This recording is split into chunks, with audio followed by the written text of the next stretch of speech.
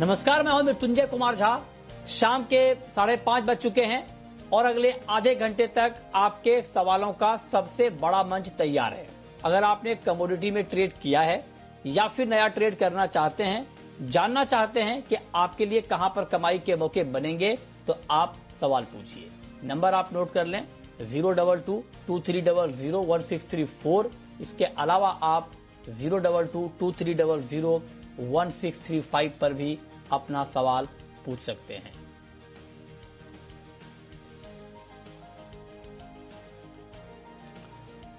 और आज हमारे साथ 4 खास मेहमान जुड़े हैं। हमारे साथ हैं अतुल चतुर्वेदी, प्रेसिडेंट हैं solvent extractors association of India के। सुधाकर देसाई हैं, प्रेसिडेंट हैं Indian vegetable oil producers association के। बीरेन वकील हैं पैराडाइम कमोडिटी के। और भाविक पटेल हैं ट्रेड बुल्स के। आप सभी का बहुत बहुत स्वागत है। और शुरुआत कर रहे हैं हम एक महत्वपूर्ण खबर के साथ। जो एडिबल ऑयल के इंपोर्ट के आंकड़े आए हैं वो बेहद चौंकाने वाले आंकड़े आए हैं। और नवंबर दिसंबर में आरबीडी पामोलिन, यानी जिसे आप आसान भाषा में रिफाइंड पाम तेल कह सकते हैं, आरबीडी पामोलिन का इंपोर्ट, जरा ठीक से सुनिएगा, ध्यान से सुनिएगा, कोई कंफ्यूजन नहीं है इसमें, 537%। जी हां, 37 नहीं और ना ही 53, 537% बढ़ा है रिफाइंड पाम तेल का इंपोर्ट। अब आप सोचेंगे कि इतना ज्यादा इंपोर्ट कैसे बढ़ सकता है, तो आंकड़ा जरा सुन लीजिए। नवंबर दिसंबर में 82,267 टन का इंपोर्ट हुआ है इसी नवंबर दिसंबर में, जो कि लास्ट ईयर के नवंबर दिसंबर में 12,900 टन का इंपोर्ट हुआ था। तो एक बड़ी बढ़ोतरी हुई है। अब आपके मन में यह सवाल होगा कि इंपोर्ट इतना बढ़ने का मतलब है क्या। सरकार ने भी हाल ही में रिफाइंड पाम तेल के इंपोर्ट पर ड्यूटी भी कम की, उसमें इंपोर्ट में कुछ राहत भी दी गई।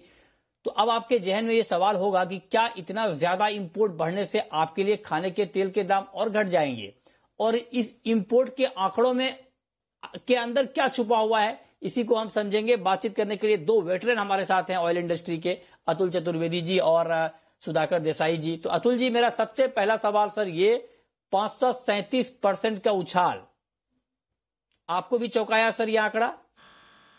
नहीं, मेरे को बिल्कुल कतई नहीं चौंकाया। और आने वाले दिनों में आप देखेंगे कि आप और ज्यादा चौंकेंगे। अगर इसे 537% की आज बात कर रहे हैं ना, अच्छा। तो हो सकता है अगले महीने हम लोग इसको 1,500% की बात करें। देखिए, आज की तारीख में इंडोनेशिया जो है ना जो इंडोनेशिया जो है वो अपने पामोलिन या रिफाइंड प्रोडक्ट्स के ऊपर एक्सपोर्ट लेवी लगाता है $248 की, और क्रूड ऑयल के ऊपर यानी कि सीपीओ के ऊपर ड्यूटी लगाता है, एक्सपोर्ट ड्यूटी या एक्सपोर्ट लेवी जो भी बोलिए, वो लगाता है $375, यानी कि $127 का वो अपनी रिफाइनिंग इंडस्ट्री को इंसेंटिव देते हैं। जहां तक हिंदुस्तान का सवाल है, हम लोगों ने पिछले कुछ सालों में बहुत ज्यादा जद्दोजहद करके गवर्नमेंट को ये समझाया था कि अगर आप लोग ये ड्यूटी का डिफरेंशियल बिटवीन सीपीओ और रिफाइंड ओलिन अगर मिनिमम 11 से 12% से कम करेंगे, तो अपने यहाँ की पाम ऑयल की जो रिफाइनरीज हैं वो बंदगी के कगार पे पहुंच जाएंगे। वो सब केवल पैकर होके रह जाएंगे। और ये हिंदुस्तान का जो अपना प्राइम मिनिस्टर साहब का स्लोगन है मेक इन इंडिया, उसके कतई खिलाफ है। तो ये मैं समझता हूँ कहीं कुछ न कुछ चूक हुई है। और हम लोगों ने तो आज रिप्रेजेंटेशन भी दिया है गवर्नमेंट को कि ये सब जो आंकड़े हैं ये बहुत चौंकाने वाले हैं और आने वाले दिनों में अपनी रिफाइनिंग इंडस्ट्री के लिए ये काफी ज्यादा खतरनाक साबित हो सकते हैं। अच्छा सर, ये तो बात आपने ठीक कही कि रिफाइनिंग इंडस्ट्री के लिए ये बहुत झटका वाली खबर है। ये तो इंडस्ट्री का दर्द है, लेकिन कंज्यूमर के पॉइंट ऑफ व्यू से हम इसे कैसे समझें, क्योंकि इतना ज्यादा बढ़ोतरी, मतलब रिफाइंड पाम तेल का बहुत बड़े पैमाने पर इंपोर्ट हो रहा है। कंज्यूमर की सेहत पर कोई फर्क पड़ेगा, कंज्यूमर की जेब पर कोई फर्क पड़ेगा क्या इस इंपोर्ट का? अतुल जी, मेरे को नहीं लगता कोई कंज्यूमर की जेब पे कोई खास फर्क पड़ने वाला है। और अल्टीमेटली आप ये समझ के चलिए कि आज अगर आपने अपनी इंडस्ट्री को खत्म कर दिया, तो आने वाले दिनों में you will be playing into the hands of Indonesian or Malaysian refiners.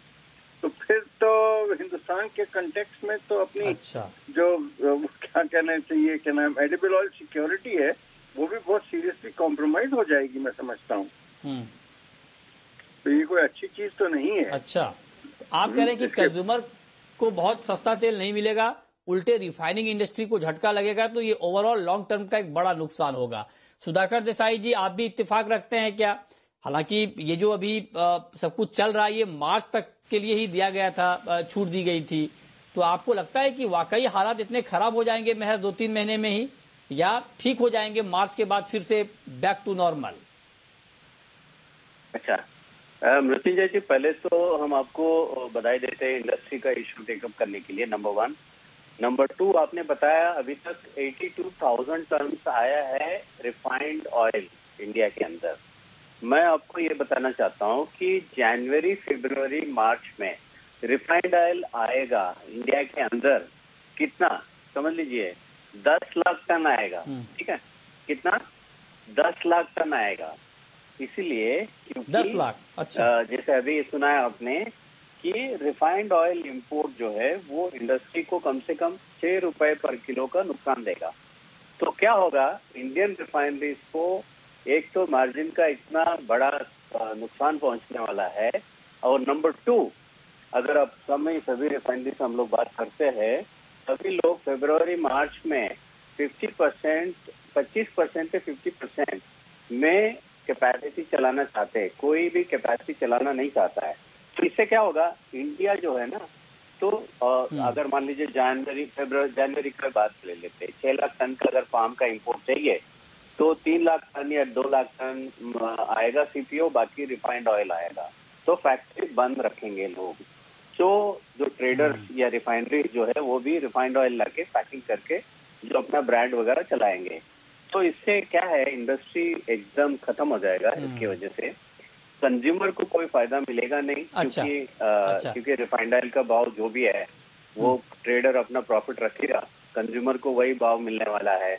India उतना ही इंपोर्ट करेगा जितना पहले इंपोर्ट करता था, खाली सीपीओ से वो रिफाइंड में शिफ्ट हो जाएगा।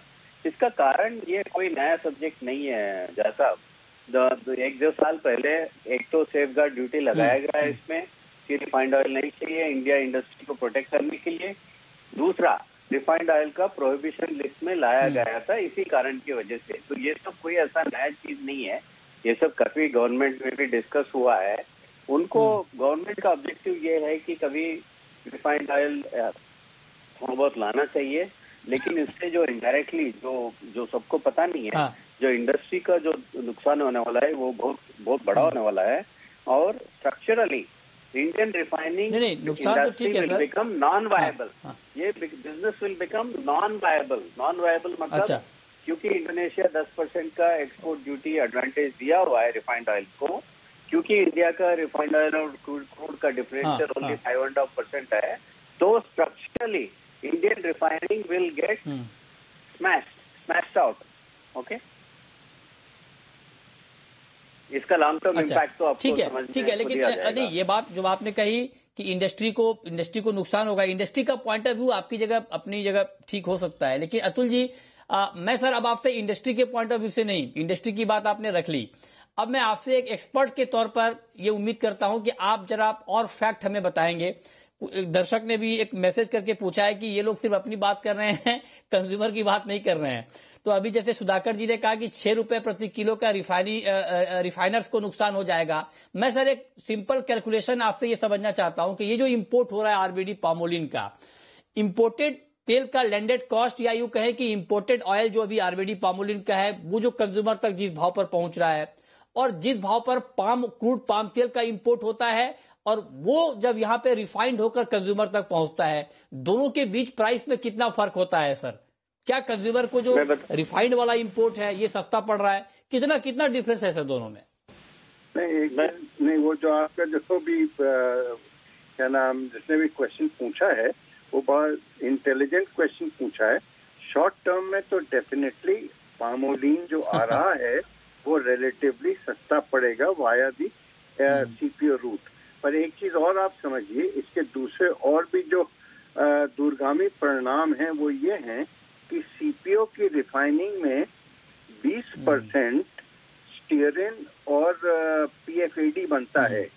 हाँ, जो स्टीयरिन और PFAD बनता है वो यूज होता है ओलियोकेमिकल इंडस्ट्री में, जहाँ की ये सोप है या बेकरी है और कन्फेक्शनरी है, इस सेक्टर में।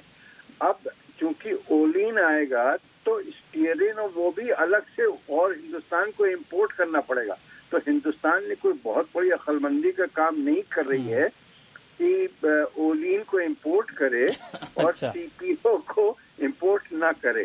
तो अपनी इंडस्ट्री तो मरेगी। इंडस्ट्री में नहीं समझता कोई बहुत ज्यादा मरेगी। इसमें अल्टीमेटली नेट रिजल्ट ये होने वाला है कि पाम की रिफाइनिंग हिंदुस्तान में घट जाएगी और पाम की रिफाइनरी तो दब जाएंगी, और सोया और सन का रिफाइनिंग हिंदुस्तान में कहीं ज्यादा बढ़ जाएगी। और पाम के ओवरऑल में पाम को इंपोर्ट हिंदुस्तान में घटेगा और ये अभी रिफ्लेक्ट करने लग गया है ऑलरेडी। क्या एक चीज मान के चलिए कि हिंदुस्तान की जो पोर्ट बेस्ड रिफाइनरीज है ना, वो गेटकीपर्स हैं कि क्या हिंदुस्तान में तेल आए। तो अगर तो ये रिफाइंड आने लग गया तो उसकी जगह ये सोया और सन लाएंगे, पाम का इंपोर्ट घटेगा डेफिनेटली। तो कंज्यूमर को कोई फायदा होने वाला नहीं है। अच्छा, तेल कौन सा बढ़िया होता है सुधाकर जी? हाँ, ठीक बात है। मतलब अच्छा ठीक है, ये तो सारी डिबेट अभी चलती रहेगी लंबे वक्त तक के लिए, लेकिन सुधाकर जी दोनों में जो इम्पोर्टेड RBD ओलिन है और जो यहाँ पर आप लोग रिफाइन करते हैं क्रूड पाम तेल को, क्वालिटी किसकी अच्छी है सर, इम्पोर्टेड वाली या जो हम लोग रिफाइन करते हैं वो वाली? जैसा क्वालिटी में अभी 1 मिनट में आते हैं।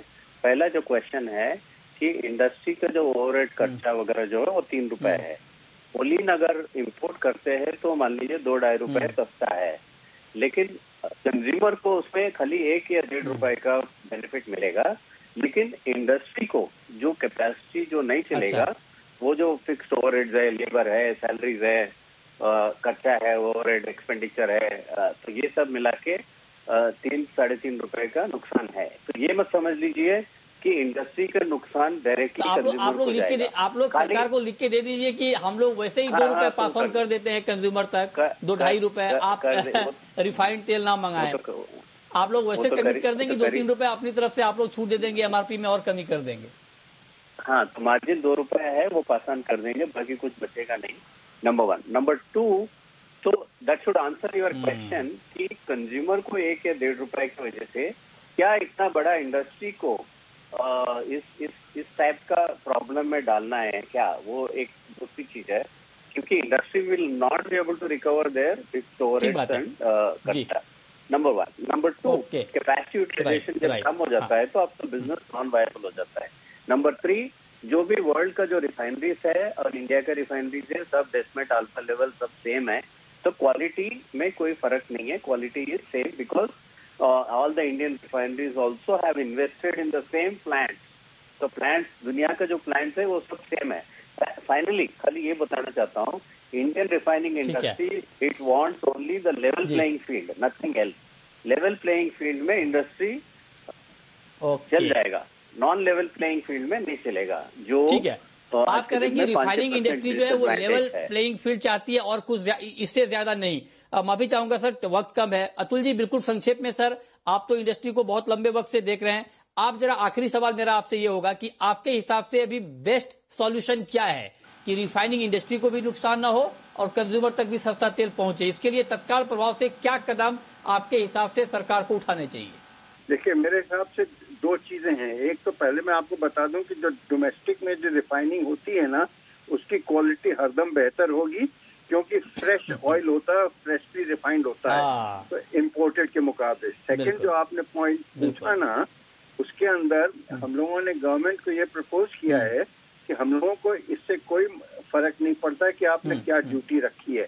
अब CPO की जो ड्यूटी है आज की तारीख में 7.5%, उसको आप 5% घटा दीजिए तो कंज्यूमर को भी फायदा होगा, और आज इलेक्शन टाइम है, वो सब टाइम है, तो कंज्यूमर का भी फायदा होगा, इंडस्ट्री को भी जो डिफरेंशियल चाहिए वो डिफरेंशियल मिल जाएगा 11% का, इंडस्ट्री भी चलेगी और कंज्यूमर को भी राहत मिल जाएगी प्राइजेस के फ्रंट पे। तो ये हम लोगों ने गवर्नमेंट को प्रपोजल दिया है और हो सकता है शायद गवर्नमेंट को समझ में आए भी। ओके,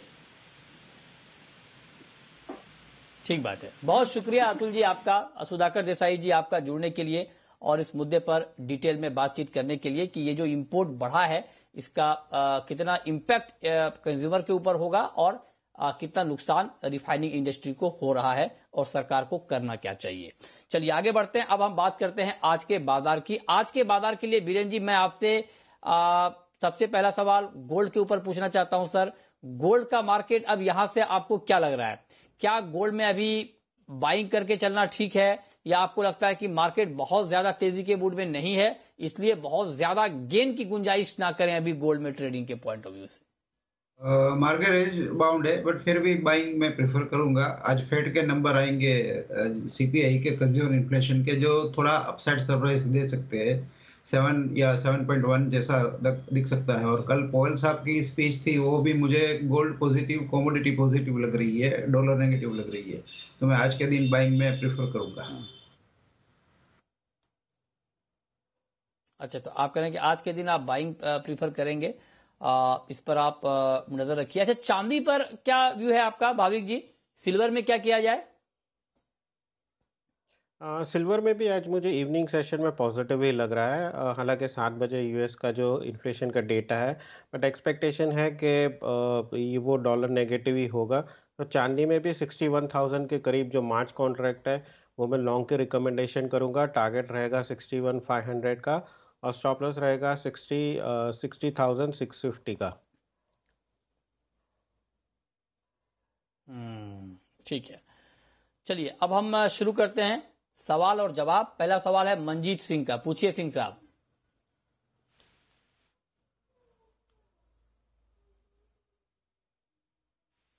सिंह साहब आप सुन पा रहे हैं? मंजीत सिंह जी,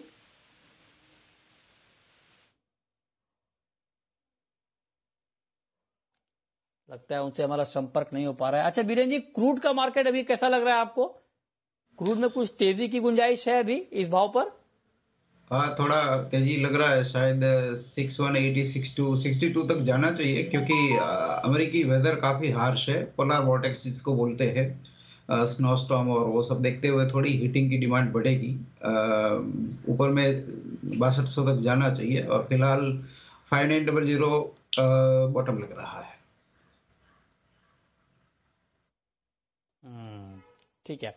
अच्छा, मेटल मार्केट में बहुत अच्छी तेजी आई है और आप देखिए कि निकल के दाम शंघाई में रिकॉर्ड स्तर पर पहुंच गए हैं क्योंकि स्टॉक कम है, डिमांड बढ़ रही है। एमसीएक्स पर भी बहुत बड़ी तेजी आई है निकल में और इस वक्त करीब करीब 0.2% ऊपर है। क्या लगता है आपको निकल में स्पेशली भाविक जी? देखिए 2 दिन में अच्छे खासे रनअप हमने निकल में देख ली है। तो आई थिंक यहाँ पे प्राइसेस चेस करने से बेहतर रहेगा कि थोड़ा और नीचे आता है अराउंड 1615 से 1612, तो वो एक अच्छा लेवल रहेगा। तो इनफैक्ट बार्न डिप्स की स्ट्रेटेजी रहनी चाहिए। अभी 1626 है, तो अराउंड 1612 के करीब आता है तो 1600 के स्टॉप लॉस से बाय कर सकते हैं।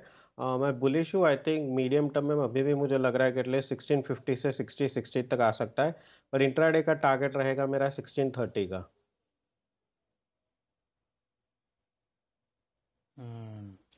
ठीक है, नेक्स्ट क्वेश्चन यस का है, महाराष्ट्र से जुड़ रहे हैं हमारे साथ। पूछिए यस। हाँ जी, वो क्रूड ऑयल में शाम के कारोबार में क्या ट्रेड लेना चाहिए आज? क्रूड ऑयल में शाम के कारोबार में क्या ट्रेड लेना चाहिए? ओके, बताइए बीरेन जी, आपके हिसाब से क्या ट्रेड लिया जाए बिल्कुल इवनिंग पॉइंट ऑफ व्यू से? बाय साइड का ट्रेड लेना चाहिए। करीबन 5980 के आसपास बाय कर सकते हो और 6150 का टारगेट रख सकते हो। ठीक है, नेक्स्ट क्वेश्चन रोहित का है, एमपी से है, मध्य प्रदेश से। पूछिए Rohit ji. Good evening sir. Sir मेरा गौरशीट पे सवाल है। मैंने फरवरी कॉन्ट्रैक्ट सर 6470 रुपए में 10 लॉट बाई की है सर, फरवरी कॉन्ट्रैक्ट। क्या करना चाहिए सर? आज तो बाजार डाउन हो गया है सर। 6470 पे आपने बाई किया है फरवरी कॉन्ट्रैक्ट ग्वार का। भाविक जी क्या करना चाहिए? भी बने रहें ग्वार में? 6470 पर फरवरी का वायदा लिया है इन्होंने, फंडामेंटल तो ठीक है, क्या किया जाए? जी ज़रूर बने रहिए, क्योंकि अगर हम देखें तो 5 दिन लगातार हमने पॉजिटिव ट्रेंड देखने को मिला है। तो हाँ, नेचुरल है कि 5 दिन अगर पॉजिटिव ट्रेंड है तो थोड़ी बहुत बिकवाली या प्रॉफिट बुकिंग आएगी। तो वही आज देखने को मिली है, और आई थिंक मुझे भी लग रहा है कि कल भी शायद थोड़ा वीक हो सकता है। बट 6250 के स्टॉप लॉस से बने रहिए। शायद कल 6350 के करीब अगर आता है तो एक बार आप एवरेज कर सकते हैं 6300, वही एक ट्रेड। और आपकी जो पोजीशन है वो 6250 के स्टॉप लॉस से बने रहिए, और टारगेट रखिएगा 6600 का। राजपूत जैन है नेक्स्ट कॉलर, पूछिए जैन साहब। 70 पे आपने बाई किया है।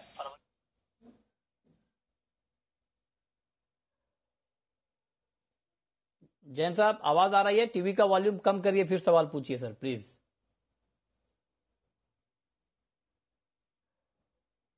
लगता है हमारा संपर्क नहीं हो पा रहा है। ओके, अच्छा बीरेन जी, आपका क्या व्यू है सर ग्वार के ऊपर? ग्वार मुझे हल्का सा बुलिश लग रहा है। जैसे मैं बार बार कह रहा हूं कि ये लॉक रेंज है 6500 की, बट इसका झुकाव जो झुकाव है वो अपसाइड का रहेगा। 6566 तक जाना चाहिए।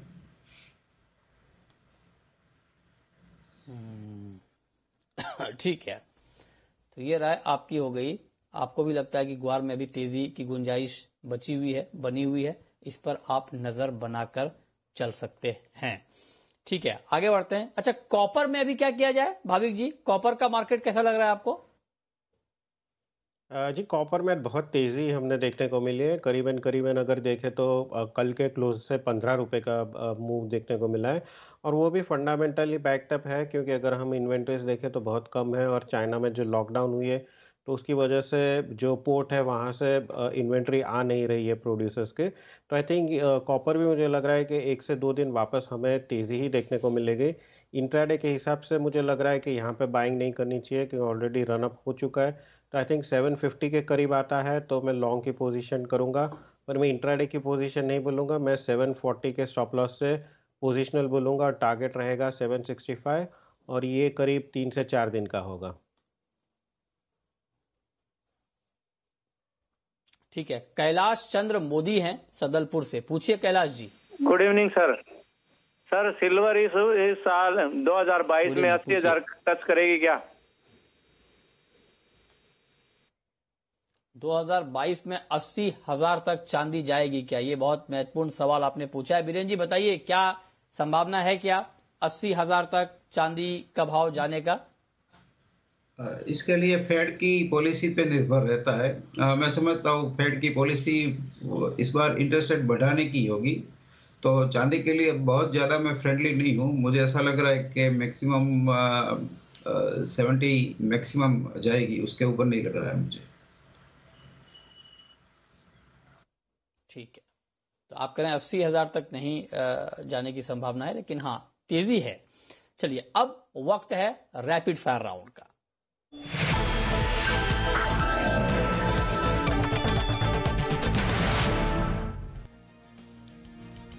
भाविक जी, आपकी पहली रैपिड फायर कॉल। जी क्रूड जनवरी कॉन्ट्रैक्ट 5990 के करीब मैं लॉन्ग के रिकमेंडेशन करूंगा। 6070 का टारगेट और 5940 का स्टॉप लॉस। आपकी कॉल बीरेन जी। मैं भी क्रूड बाइंग प्रेफर करूंगा 5980 6000 के आसपास। टारगेट रहेगा 6100 6150। 2 दिन की वैलिडिटी है। स्टॉप लॉस रहेगा 5900। आपकी आखिरी कॉल भाविक जी। जी एल्यूमिनियम जनवरी कॉन्ट्रैक्ट में अराउंड 235 के करीब लॉन्ग के रिकमेंडेशन करूंगा। 238 का टारगेट और स्टॉप लॉस रहेगा 232। चलिए, बहुत शुक्रिया भाविक जी आपका और बीरेन जी आपका जुड़ने के लिए, बताने के लिए कहां पर कमाई के मौके बनेंगे।